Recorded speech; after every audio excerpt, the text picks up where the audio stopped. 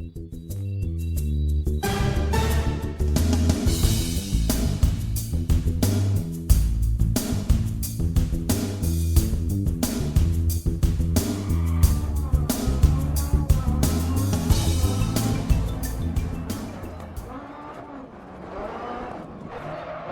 everybody and welcome to the UKGN podcast for June 21st, 2019.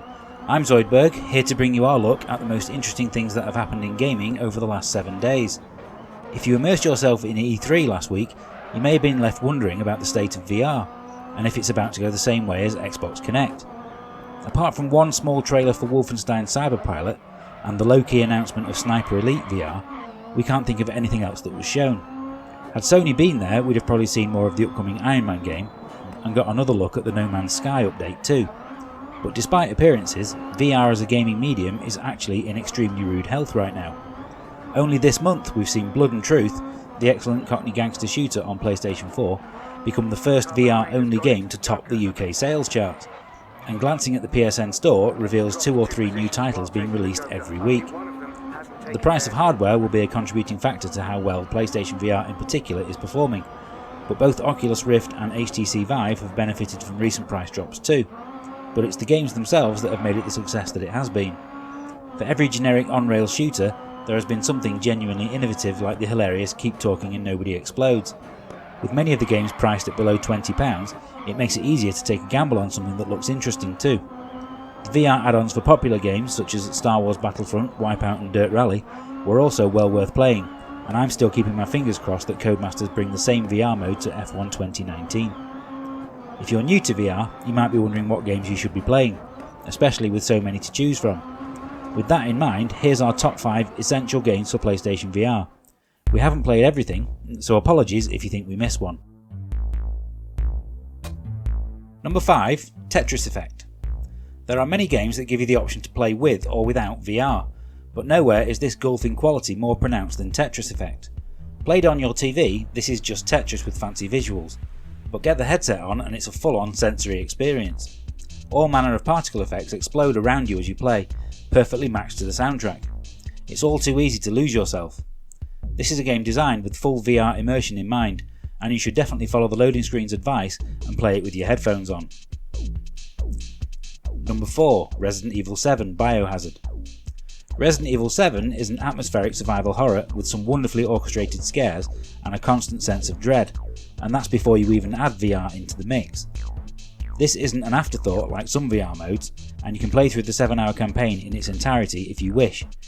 It's actually an easier game in VR as aiming is more accurate, making headshots easier to pull off, but the jump scares are also much more effective too. If only I could play it for longer than 5 minutes at a time before it gets too much. Number 3, Astrobot Rescue Mission. Astrobot comes from the same team that created Ape Escape, which was designed to show off the DualShock controller, and it's repeated the same trick with VR. It's a platform game brimming with great ideas and packed with hidden collectibles to keep you playing its levels over and over again. The bright and colourful visuals are some of the best I've seen in a VR game, and the level design encourages you to lean in for a closer look constantly. This is exactly what a Mario game would be like in VR, which is the highest compliment I can think of. Number 2, Shooty Fruity. There's no way that Shooty Fruity wasn't the brainchild of someone who'd previously worked in retail. You play sitting at a supermarket checkout, and the aim is to fend off attack from evil sentient fruit while making sure that you scan the shopping that comes your way. Levels get fast and frantic, and there are many different types of fruit attack patterns to learn and weapons to unlock. The shooting gallery has proven to be a very popular style of VR game, but none have come close to being as much fun as this one. Number 1, Beat Saber. Even if you're not a fan of rhythm games, you'll love Beat Saber. It's a perfect concept, executed perfectly. Using the Move controllers, you'll slice your way through oncoming targets with dual lightsabers in time to the music. It makes you feel like a Jedi Master, whether you're nailing a perfect 100% combo, or just simply surviving to the end on the higher difficulties. The PlayStation VR version lacks some of the features that grace its PC release, but it's a testament to just how awesome the game is that it doesn't matter in the slightest. And that's our list. Let us know your favourite PlayStation VR games in the comments. Now it's time for this week's news. During the Xbox E3 briefing, it was announced that you can subscribe to your first month of Xbox Game Pass Ultimate for just £1. This new subscription will bundle together Xbox Live Gold with Game Pass for both Xbox One and PC. But the offer is actually far better than it seems. If you have any Gold or Game Pass currently outstanding, this is taken into account when you sign up for the offer. By paying my £1, I now have an Ultimate subscription that lasts until February, when it will revert back to the regular £10.99 a month. As someone who was already sold on the idea of Game Pass before this offer, I've played countless hours of excellent games like Forza Horizon 4 and Crackdown 3 and not had to buy any of them. Signing up for this offer is a no-brainer. I'd recommend that you get yourself a full year of both Gold and Game Pass beforehand though. Capcom's Monster Hunter World is getting its first expansion this September in the shape of Iceborne. This weekend the limited time beta will be available on PlayStation 4, so you can get your first look at the snow-themed map. You'll be able to tackle 3 quests, each with a different monster, and try out 14 different weapon types. For PlayStation Plus subscribers, the beta will start today, Friday the 21st, and run until Monday the 24th. And this will be followed by a second beta for all PlayStation 4 owners from June the 28th. Unlike the final release, you won't need a copy of the full game to play the beta, and unfortunately there are no plans for the beta on the Xbox One. It's been a surprisingly busy couple of weeks for new games, with more than a couple stealth released during E3 as usual. Which of the ones we've played are most worthy of your money? It's been a long time coming, but Bloodstained Ritual of the Night is finally here, 4 years after it initially launched on Kickstarter, and it's definitely been well worth the wait. If you were a fan of the Castlevania series, particularly Symphony of the Night, then this is the game for you. You'll be instantly familiar with the exploration, unlocking the different areas of the castle, slaying demons and gaining new abilities and weapons as you go. Each of the enemy types are familiar, and it all looks and sounds fantastic. £35 asking price will be a major sticking point for some people, and you could argue that there isn't a lot of gameplay variety, but it's still well worth a look. Released in 2015, Job Simulator was an amusing VR title that gleefully poked fun at various professions, and now we get its follow-up. Vacation Simulator, as the title suggests, takes you to various holiday destinations, and once you've personalised your avatar, sets you loose to have fun. It's an improvement in practically every way over its predecessor, with better graphics, more enjoyable tasks and a more focused structure. Play through it all once and you'll probably never do so again, but you'll enjoy yourself while it lasts. Horizon Shift 81 is a retro-styled arcade shooter that has the waves of enemies attack you from both sides of the screen at once.